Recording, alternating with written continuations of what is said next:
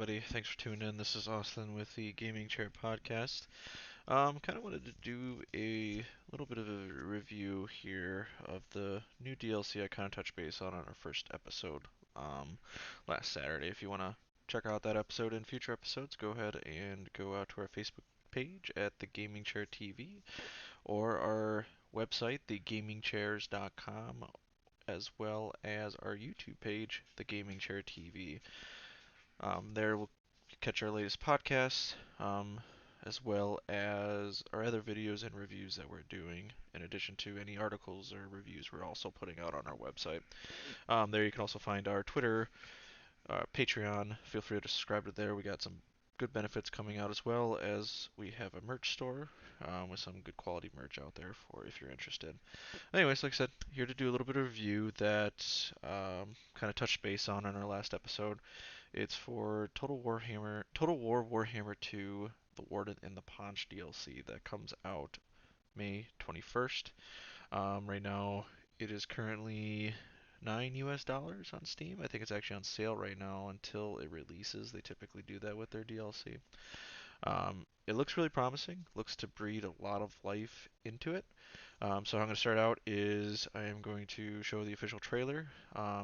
Keep in mind all the video you see here, as well as any of the images I will show you, I own no likeness rights or any rights to whatsoever. That is Total War, Creative Assembly, and Games Workshop and the other affiliated companies. Just a quick disclaimer to get that out. But I will show this trailer, which you can find on Total War's Facebook page as well as our YouTube channel. After this is over, I'm going to kind of go over some of the details, some of the highlights of the new content.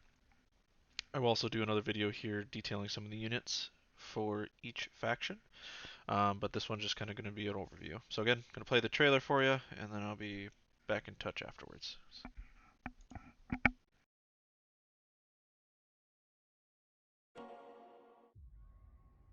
Where is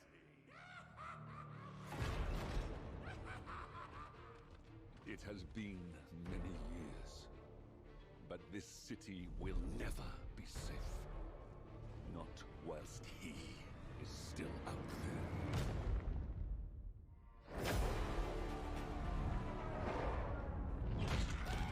We'll show them pointy ears! We'll show them all! His immensity, his enormously, has returned!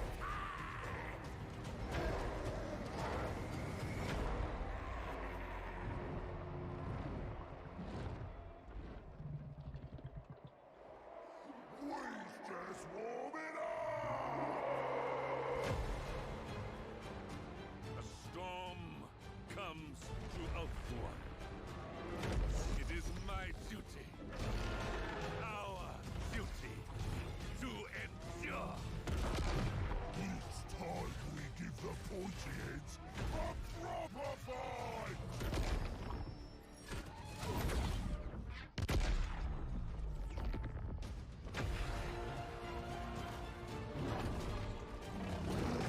Stand with me! For as long as I still live.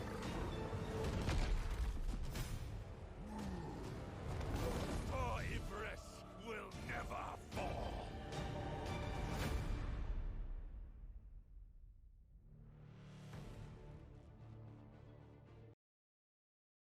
Very, very good trailer there. Got got a good amount of hype going for it. It's definitely long awaited. You see it out there. A lot of people just not a fan of kind of the greenskins. Just with they were missing some TLC, and I feel like this DLC did just that for them. Um, speaking personal experience, I just really stuck to the high elves and dwarves. Definitely enjoyed playing them. Definitely going to give the greenskins a try, and it with some of the changes that go on into this DLC, it even makes potentially playing the dwarves kind of a bit of a change of pace, kind of give a little bit of new life to them. But some of the highlights of this patch, um, one thing that they're kind of working on is each legendary lord of the greenskins is getting a new talent tree. along with some new abilities and stuff like that. Um, they expanded on the WOG mechanic. As many of you know, the old one was simply once you got your feistiness up to a certain level through combat, rating, etc., and had 17 units in your army, spawn the AI army, and you know, you had some control, but for the most part, they kind of had a mind of their own. And unfortunately, they like to get themselves killed off pretty quickly. And if that happened before 10 turns, because when it spawned, it created its own faction, and you got a agreement with the faction, so essentially, if they got killed off before 10 turns, you got negative diplomatic penalties from them getting destroyed, which didn't hurt the Greenskins didn't do much in the way of diplomacy, but that definitely hurt any diplomacy they tried to do. So how it changes is instead of the random army that just spawns separate and just kind of goes off and wanders on its own, the WOG um, is actually part of the army and joins you in combat and stuff like that. Um, kind of from what I see in some of the gameplay of it, it seems a mechanic you can kind of exploit too. If you're in combat with going against two full stacks, you can actually allow the AI to control the WOG and do control large armies. So you basically have two armies against one. So it's a little bit of cheese there, but I guess they may come to fix that. They may not. I guess we'll find out. Um, in addition to that, uh, each legendary lord gets a little bit of their own little flavor to the WOG. For example, like Grimgor, when he uses his WOG, he has a higher chance of getting Black Orcs in it, as well as in combat, they have a WOG ability. Just so it's something that kind of fills up similar to the Dark Elves and the Tomb Kings, how they have that little bar that fills at the top. They'll have that as well. So as you're in combat, you're building that bar, filling it up, and then you can click an ability. And again, this is different for each legendary lord. For example, Grimgor, all units get increased armor piercing damage by 25%, melee attack plus 24, and base weapon damage plus 25%. So it's a pretty big buff. Immune to psychology, and it's an 18-second duration. So pretty good buff that can swing the tide of battle in your favor potentially. Um, and like I said, it's the WOG, how you get it. It's kind of an overall similar. It's a little bit like feistiness in a way. You got to build it up over time, but it's reputation, and it's similar to like the dwarf grumbling mechanic. So as you're fighting, getting reputation, you get different buffs that take place as you slowly get to the part where you can call the WOG. And when you actually call it, you can pick a target out.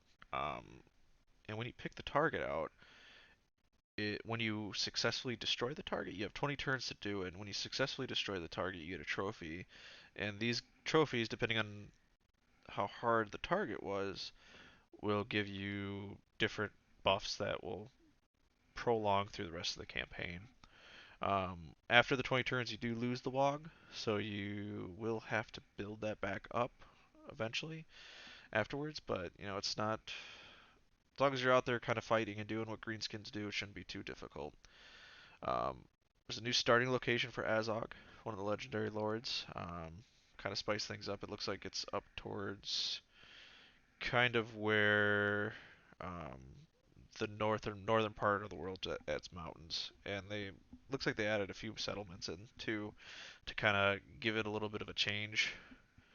Um, there's new units for the greenskins and high elves, like I mentioned earlier. I'll do a separate video kind of going through some of those that I've found.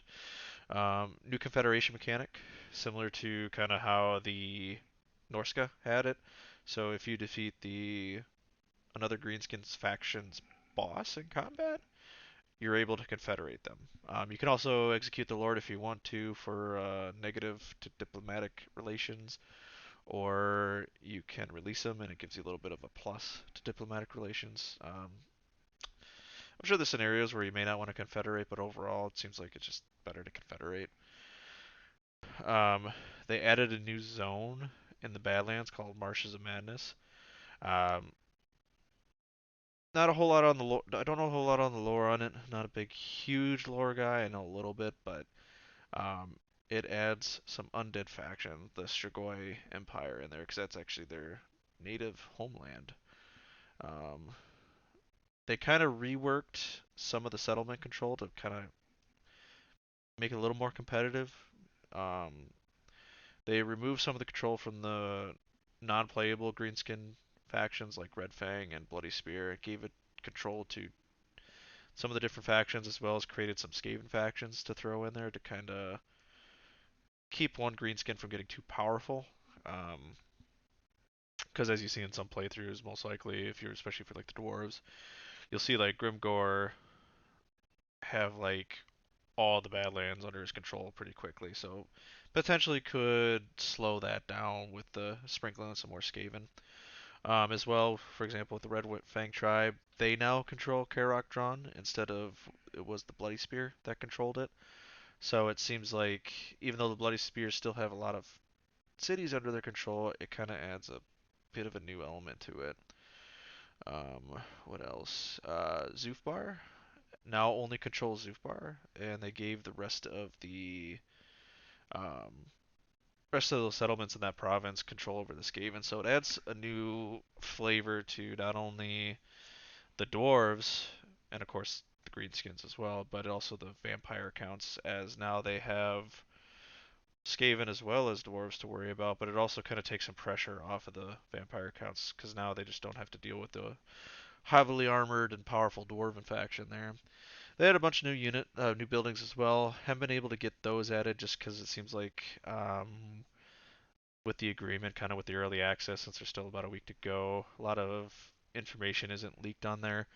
But again, stay tuned for the next video where I am going to touch base on all the new units for both factions. And again, go to TED, check out our website at thegamingchairs.com.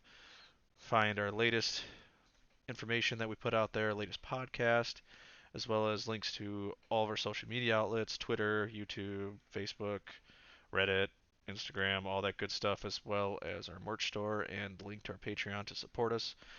Find details on our Patreon tiers as well, um, and as well as a link to our Discord. Again, this is Austin with the Gaming Chairs official podcast. Hope you tune in to our next episode, which airs every Saturday at 8 p.m. Central Time. Again, thanks for tuning in. Have a great day.